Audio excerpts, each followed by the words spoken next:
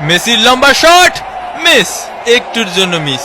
ইসরে কাকা, আয় আমরা ট্রেন লাইন খেলি, খালি ক্যামেরা এদিক ধরে কেন? হাফ টাইমের বাঁশি বেজে উঠলো। এগুলা কি ভাই, অন্তত 2টা পেনাল্টি দেওয়া উচিত ছিল।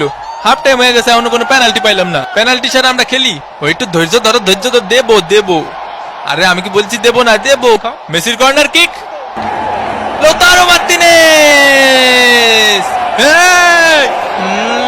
আর্জেন্টিনা 1, সিলি ডাব্বা, মোস্টানা মার্টিনেজের শট।